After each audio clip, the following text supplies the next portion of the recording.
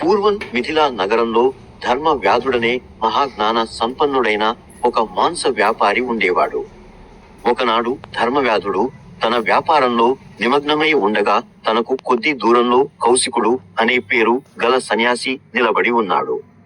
వ్యాపారం చేసుకుంటున్న ధర్మవ్యాధుడు అనుకోకుండా ఆ సన్యాసిని చూచి, ఓ కౌశిక మహర్షి నమస్కారం, ఆ పతివ్రత అయిన ఇల్లాలు పంపగా వచ్చారు కదా, ఒక్క అరగంటలో నా వ్యాపారం ముగుస్తుంది, ప్రస్తుతానికి ఇక్కడికి వచ్చి ఈ ఆసనంలో కూర్చునమని చెప్పాడు ధర్మవ్యాధుడు.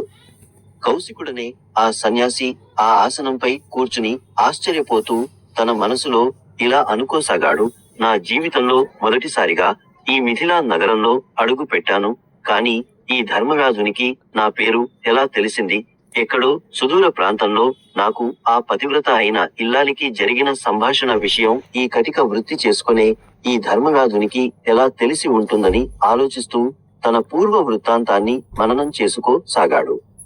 తన విద్యాభ్యాసం పూర్తయిన తర్వాత తన గురువు కౌశికునితో, గృహస్థుడిగా ఉండి వృద్ధులైన నీ తల్లిదండ్రులను సేవిస్తూ ధర్మ మార్గంలో జీవితాన్ని గడపమనెను. కాని కౌశికుడు గురువు మాటను కాదని వృద్ధులైన తన తల్లిదండ్రులను వదిలి మరింత జ్ఞానాన్ని పొంది సకల ధర్మాలు తెలుసుకోవాలని, దానికి వేదాధ్యయనం తగినది అని అరణ్యాలలోనే వేదాధ్యయనం చేసుకుంటూ కాలం గడుపుతూ ఉండేవాడు. ఒకసారి చెట్టు నీడలో కౌశికుడు రోజువారీగా వేదాధ్యయనం చేసుకొనుచుండగా ఆ చెట్టు పైనుండి ఒక కొంగ అతనిపై రెట్ట వేసింది. పట్టరాని కోపంతో ఆ కొంగ వంక చూడగానే అది కాలి బూడిద అయిపోయింది. కౌశికుడు తన శక్తికి ఆశ్చర్యపోయాడు. తన శక్తిని తలుచుకుని గర్వంతో పొంగిపోయాడు. తర్వాతి రోజు మధ్యాహ్నం భిక్షకై ఒక ఇంటికి వెళ్లి భిక్ష కోరాడు. ఆ ఇల్లాలు అదే సమయంలో ఇంటికి వచ్చిన భర్తకు సేవలు చేస్తూ ఆలస్యంగా ఆ కౌశికునికి భిక్ష వేయడానికి వెళ్ళింది.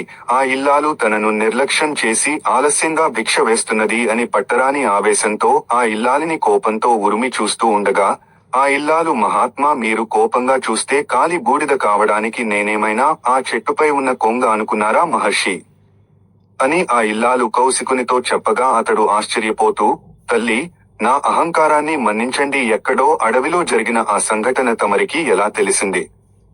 తమరు ఏ ఏ శాస్త్రాలను అభ్యసించి ఈ శక్తిని సాధించారని ప్రశ్నించగా, మహాత్మా, మీకు భిక్ష సమర్పించడం ఆలస్యమైనందుకు మన్నించండి. నేను ఏ శాస్త్ర విద్యలో అభ్యసించలేదు. ఒక గృహిణిగా నేను చేయాల్సిన ధర్మాన్ని పాటిస్తున్నాను అంతే అని ఆ ఇల్లాలు చెప్పింది. కౌశికుడు ఆ ఇల్లాలితో, తల్లి, నేను సకల ధర్మాలు తెలుసుకోవాలని, నా తల్లిదండ్రులను సైతం వదిలి ధర్మ జ్ఞానాన్ని పొందాలని కఠోరంగా శ్రమిస్తున్నాను. తల్లి, దయతో మరిన్ని ధర్మ సూక్ష్మాలు తెలియజేయమని ప్రార్థించాడు.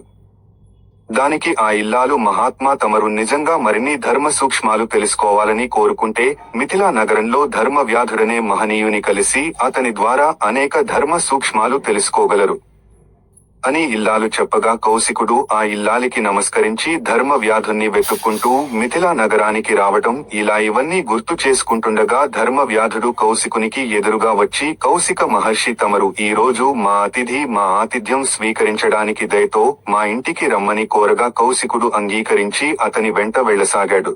దారిలో కౌశికునికి ఒక సందేహం కలిగింది. దాన్ని ధర్మవ్యాధుడి ముందు ఉంచుతూ, మహాత్మ, ఎక్కడో పతివ్రత అయిన ఇల్లాలు నన్ను ఇక్కడికి పంపించడం అనే సంఘటన ఇక్కడ ఉన్న మీకు ఎలా తెలిసింది? ఎక్కడో జరిగిన సంఘటనని మీ కళ్ల ముందు జరిగినట్లు ఎలా చెప్పగలిగారు? మీరు సామాన్యులు కారు, సర్వజ్ఞులు.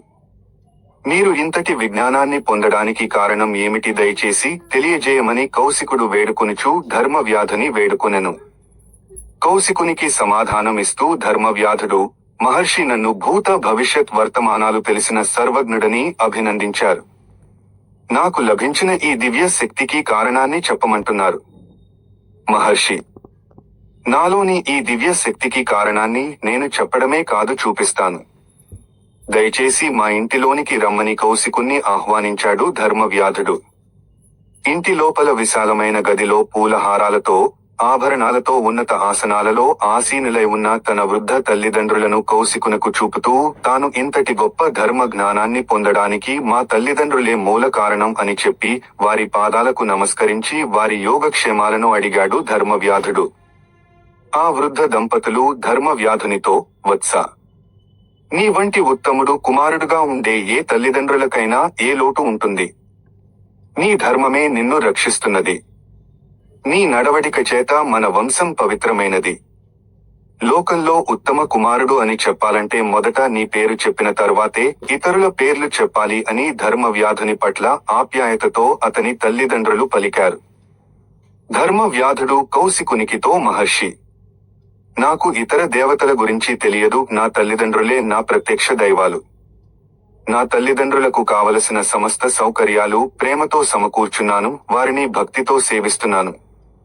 ఓ కౌశిక మహర్షి, ఇలా తల్లిదండ్రులను సేవించడం వల్ల వేదాధ్యయనము, మహాయజ్ఞాలు, వ్రతాలు చేసిన పుణ్యం వస్తుంది. కౌశిక మహర్షి ఆ పతివ్రత పంపిన కారణంగా మీకు ధర్మ సూక్ష్మాలను తెలియజేస్తున్నాను. అంతేకాని మీపై గౌరవంతో కాదు.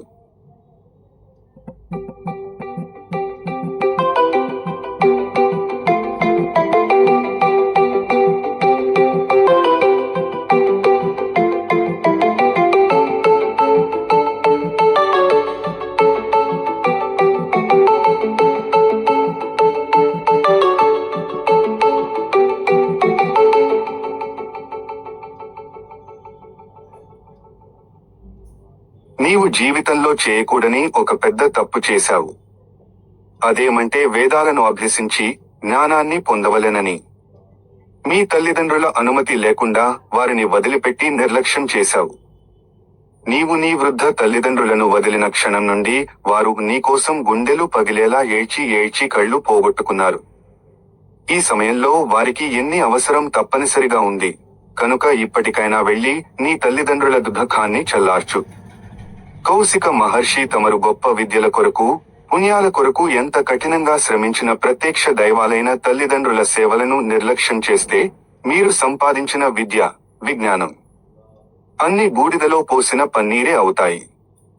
మీ శ్రమ అంతా వ్యర్థమే. కాబట్టి ఇకనైనా మీ ఇంటికి వెళ్లి మీ తల్లిదండ్రులను ప్రేమతో సేవించండి. పుత్రునిగా మీ ధర్మాన్ని నెరవేర్చండి, మేలు జరుగుతుంది అని ధర్మవ్యాధుడు కౌశికుడు అన్నాడు.